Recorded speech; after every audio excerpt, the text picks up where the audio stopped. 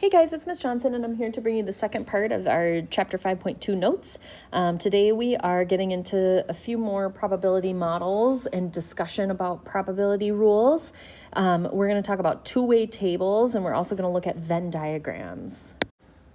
So let's just start off talking about two-way tables. Now, when we get into our discussion of two-way tables, we need to talk about the word or and how it has different meanings in general English language, but also in terms of probability. The word or has some pretty big meaning for being a pretty small word. So there are two different uses of the word or in our everyday life. If you go to a restaurant and the server asks you, do you want soup or salad? The server is asking you to choose one or the other, but not both. You don't get to pick both. However, if you order a cup of coffee, and the person, the server or the barista or whoever it is, asks you if you want cream or sugar, you are allowed to have cream or sugar or both. Okay, there are times that you can have both. There are times that or means choose one or the other, and there are times where or means you could have one or the other or both, okay? So there's different ways to think about the word or, and those come into play when we think about it in terms of probability.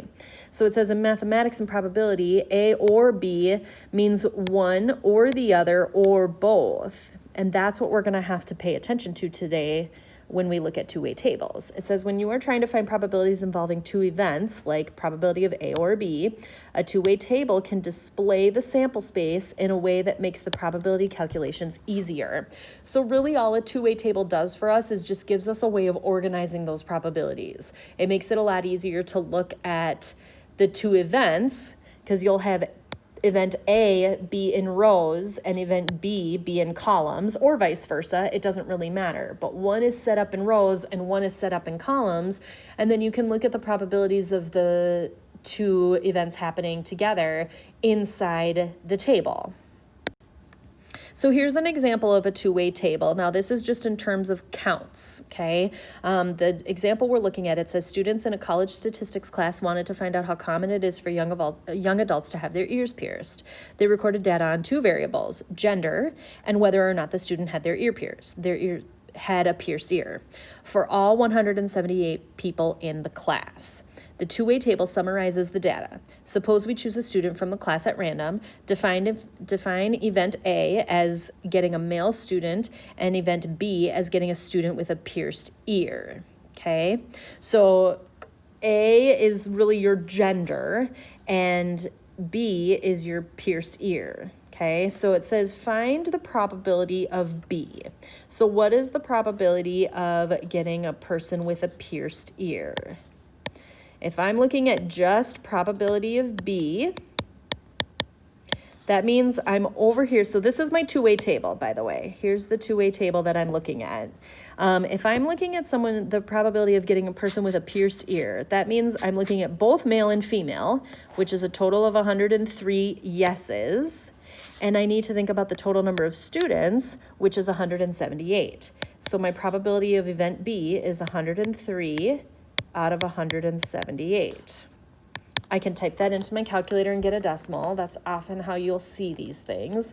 103 out of 178 is 0.579 roughly. 0.579. Okay, so not quite 60% there.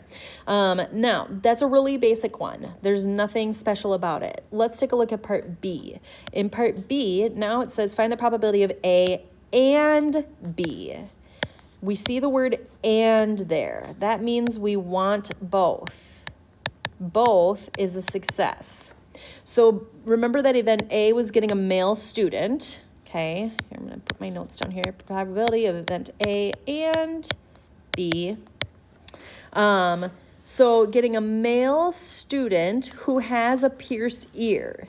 The people who have both of those characteristics are these 19 people right here. They're under male and they're next to the yes. So 19 students are both fulfill both of those probabilities, fulfill both of those events. They are both male and they have a pierced ear. I'm still looking out of the total here. I'm still looking out of the 178. So I've got 19 students who fulfill both events A and B out of the 178 students total, 19 divided by 178 is 0.107. So roughly 0.107. So about 10% of the class or 11% of the class is male with a pierced ear. Okay. Now let's take a look at C. Now we're looking at OR, probability of A or B. So the probability of A or B is a little bit different. Now I'm saying that the probability of A, which is a male student, is these 90 kids, okay? The probability of B, which is a student with a pierced ear, is these 103 students. But here's the problem, okay? Herein lies the problem. My problem is these 19 folks right here.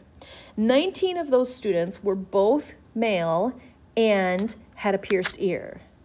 I can't count those students twice. If I pick a student at random out of the crowd and that student is male and has a pierced ear, I can't count that student twice. He's only one kid. That's only one student, so I'm not allowed to count him twice. So these 19 people get counted twice when I combine the 90 and the 103, which means those 19 people are going to have to be taken away. So my probability here looks like my probability here looks like 90. Let's do that right here. 90 are the male students, plus 103 are the students with pierced ears, but I have to take away 19 because those 19 people got counted twice, and I'm only allowed to count them once. I'm still out of the total, which is 178. So put all those things together. This is that inclusive probability that I talked about yesterday. So yesterday we talked about mutually exclusive events. 90 plus 103 minus 19. It would help if I typed it in right. 174. 174 out of 178. Really high probability there. 0.978 roughly. 0.978. Okay, so these are inclusive events. Yesterday we talked about mutually exclusive events. We talked about how you can't get a sum of 5 and a sum of 6 at the same time when you roll 2 dice. That's not possible. You're either going to get a sum of 5 or you're going to get a sum of 6 or some other sum, but those two sums can't happen at the same time in the same roll. It's not possible. Those are mutually exclusive events. They have no crossover. The outcomes can never overlap each other. This is a case where we've got some inclusive events. These 19 people are inclusive in both events because they fulfilled both. They were both male and had a pierced ear. So those 19 students are inclusive, which means we have to subtract them out because we cannot count them twice. Each one of those 19 students is only one student. You can't count the same student in 2 different places. They're only one kid. Okay, so that's where this subtraction piece of it comes into play because those are your duplicates. Those people got counted twice and you have to take them out. Okay, so here is kind of the rule written out for you. So the outcomes here are double counted, okay? So that's where we get into the probability of A or B being the probability of A plus the probability of B minus the probability of A and B, okay? So that's where we got the 90 plus the 103 minus the 19 because of those 19 kids that were counted twice. It says we can fix the double counting problem illustrated in the two-way table by subtracting the probability of the sum of probability of A and B. We're subtracting the duplicates, okay? So this is our general addition rule. And we learned this rule in my probability and statistics class as well. So when you're thinking about the probability of A or B, I tell my prob and stats kids to just always factor in the duplicates. Always set up yourself a probability of A plus the probability of B, and we call it the both, minus the probability of both. So what fell into both categories? Sometimes this ends up being 0 out of whatever your total is. Sometimes there are no duplicates. That happens. Sometimes there is no crossover. In the case of the 2 dice, there was no crossover. So then you have nothing to subtract away. But subtracting 0 takes you no effort. So it's not hard for you to write out that fraction. And then you assure yourself that you don't forget this, okay? So I think it's helpful to always list that minus section, which is why they call this the general addition rule, because you can use this general addition rule of probability every single time and you'll get the right answer. Okay, so let's do a couple more examples here. It says a survey of all residents in a large apartment complex reveals that 68% use Facebook, 28% use Instagram, and 25% use both. Suppose we select a resident at random. What's the probability that a person uses Facebook or uses Instagram? So the probability of Facebook or Instagram would be the probability of Facebook plus the probability of Instagram minus the probability of both. Okay, so if I look at those percentages, now whenever you're looking at a percent in the probability world, you're going to want to change that to a decimal. So the probability of Facebook is 0.68, the probability of Instagram is 0.28, and the probability of both that I'm going to subtract away is 0.25. The problem with this both is the fact that they were already counted here, and then we counted them again there. I can't count them twice. They're each only one person. So since I can't count them twice, I'm going to subtract the crossover away. I'm going to subtract the ones who do both away. So when I find all of that, probability of Facebook or Instagram, I take 0.68. I'm going to add 0.03 here and get 0.71. But here we go. 0.68 plus 0.28 minus 0.25. And look at that, 0.71. 0.71 for my probability there. Okay. Now let's talk about Venn diagrams. This just shows us another way of representing that crossover. So Venn diagrams are when you use kind of a square and then circles within a square to represent who's in each sample space. Okay, so a Venn diagram consists of one or more circles surrounded by a rectangle. Each circle represents an event. The region inside the rectangle represents the whole sample space. Okay, so if you take a look at the Venn diagram right here, this Venn diagram, this is a Venn diagram of the two-way table of the pierced ears example.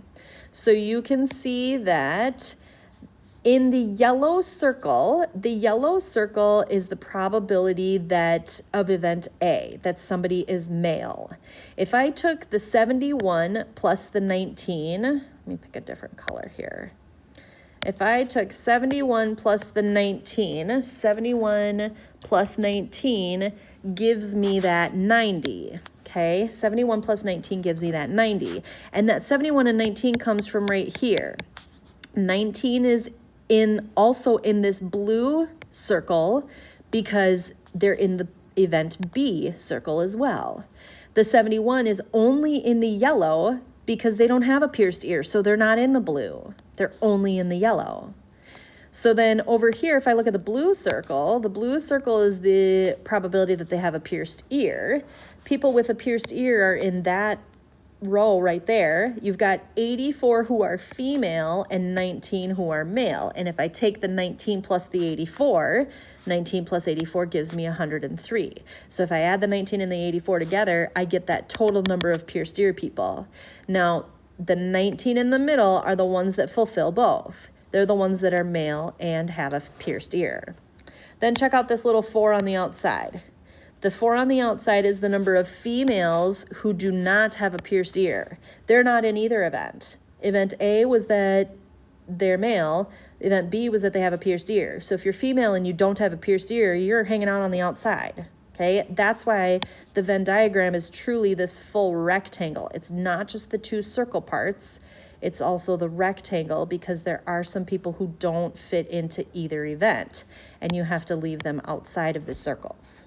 Okay, if you look at the kind of description down here, it says the intersection of the two circles is both events. There were 19 of those people. Inside circle A, but outside of circle B is male with no pierced ear, which is 71 people. Inside circle B, but outside of circle A was female and pierced ear, which is 84. And then outside of both circles was female with no pierced ear, that was the 4. So you can kind of see where those numbers come from. Okay, so this is just showing you a little bit more about a Venn diagram. When you look at a very basic Venn diagram, you've got a circle with the probability of A, and then on the outside is a complement. You're either in the circle or you're out of the circle. Then the intersection of two circles, and you see this symbol right here. That symbol means intersection. That's also a fancy way of saying and, probability of A and B. I remember that symbol, by the way, because, see, they have this little hint right here. I remember A and B because I can put a line through this and make it an A, which tells me that it's an and, because there's an A. That's just how I remember it. There's silly ways of remembering. They gave you this silly way of remembering it down here. U is for union, N is for, or the upside down one is for intersection. But see, union and intersection also are kind of tricky words. Intersection is the same thing as and. Union is the same thing as or. Okay? So anyways, if I go back to the Venn diagram, that's just all notation stuff. So if I go back to the Venn diagram, the intersection of the two is going to literally be the intersection of the circles. Okay? This intersection of the circles is where you have the intersection of the events. Makes sense, huh? The union of the events is all of the circles together. Everything that's inside a circle is the union, or in other words, the or of the events. All right, so now we're going to make a Venn diagram here. It says, we're going back to that Facebook and Instagram example. It says a survey of all residents in a large complex reveals that 68% use Facebook, 28% use Instagram, 25% use both. Suppose we want to select a resident at random. So first thing we're going to do, it says make a Venn diagram. So we're going to make a Venn diagram.